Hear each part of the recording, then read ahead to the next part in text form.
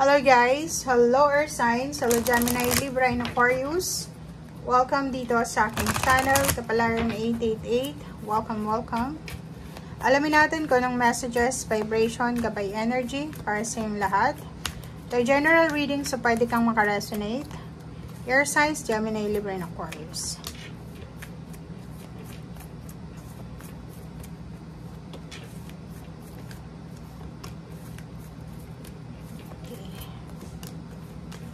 Okay, Earth Signs.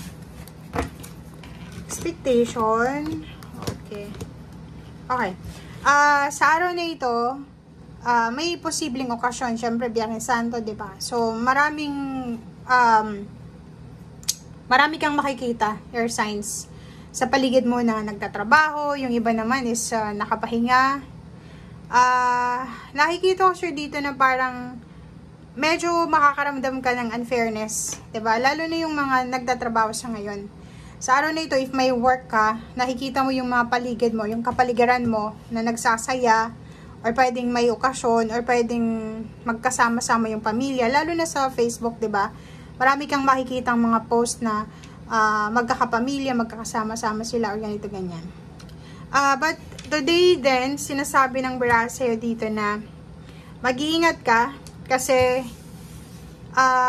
if ever nadadalo ka, or pwedeng pupunta ka sa simbahan, or magpo-prosesyon ka, or ano man ang gagawin mo, ingat-ingat ka sa mataong lugar. Okay? Mag-iingat ka sa mataong lugar, lalo na yung wallet mo, yung bags mo, or yung paano man tong personal belongings mo, na may laman ng pera, dokumento, bahay, or kwarto mo.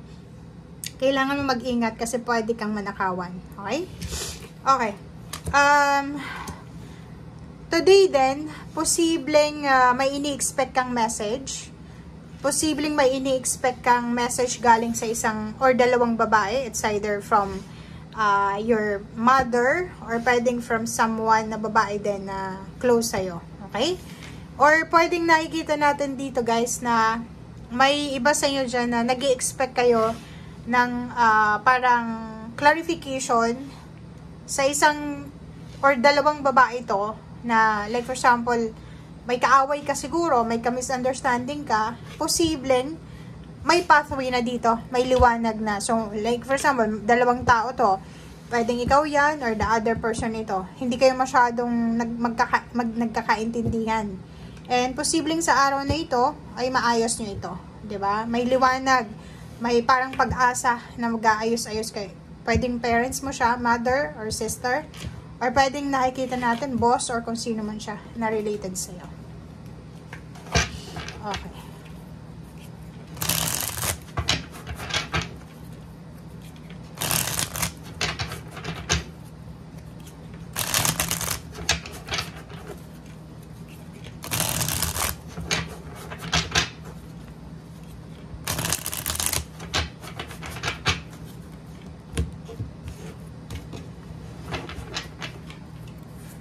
First card dito is King of Swords. Kailangan mo daw sa araw na ito ng focus. Focus dito, o, diba?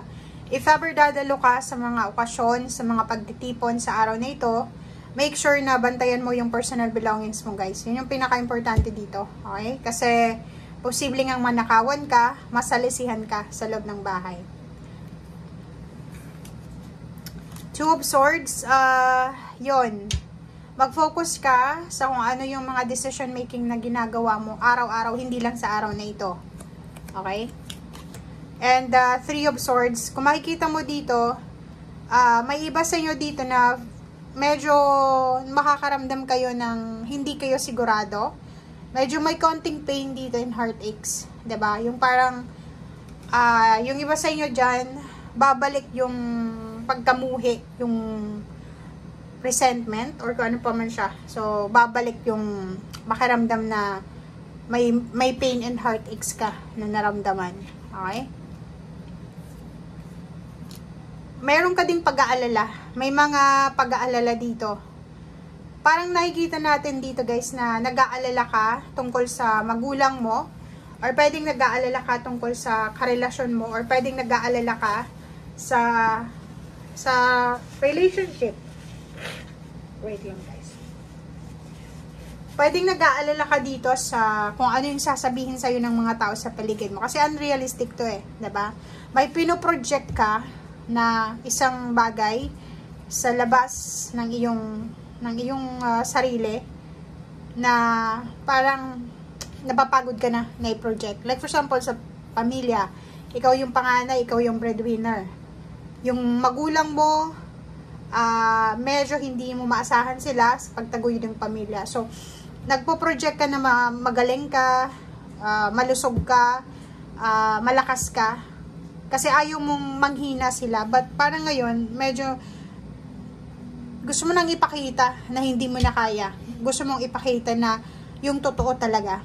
Yung pain mo, yung heartaches mo, yung pakiramdam na hindi mo na kaya. But sinasabi dito, temperance, konting tiis pa, konting tiyaga pa, lalo na kung breadwinner ka, or lalo na kung ikaw yung pumapasa ng buo mong pamilya. Okay? Konting tiis, konting tiyaga. Okay. So, page of wands. Focus ka daw sa future mo. Huwag kang magpo-focus sa kung ano yung meron kang problema sa ngayon, kung ano yung wala ka. Mag-focus ka sa kung ano yung magagawa mo para sa future mo.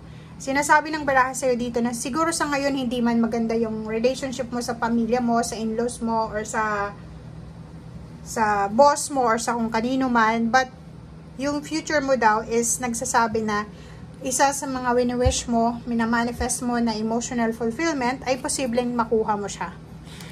Nakikita natin dito may mga relationship na pwedeng magsimula ulit.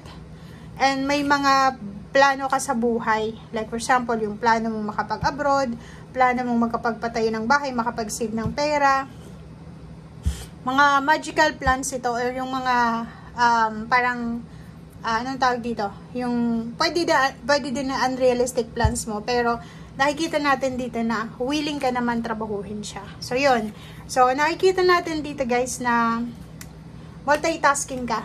Multitasking, nagtatrabaho, nag-aalaga ng pamilya, pwedeng dala-dalawa yung trabaho mo, umaga sa gabi, umaga, parang ganun, may part-time, may full-time. And nakikita ko sa'yo dito na mag-iingat ka, kasi mayroon ditong magnanakaw eh. Masaya ka eh, emotionally masaya ka. Financially, masaya ka din, kasi may source of income ka. Ingat ka sa mga Capricorn. Yun lang, mag-iingat ka sa Capricorn. Okay, lalo na sa araw na ito. Kasi may isang Capricorn na naiinggit sa'yo. May isang Capricorn na gusto niyang sirain kung ano yung momentum mo ngayon, yung energy mo ngayon. Gusto niyang sirain yung focus mo sa pangarap mo. Or gusto niyang sirain yung relationship mo. Or gusto niyang sirain yung tiwala ng tao sa'yo. So, mag-iingat ka sa kanya.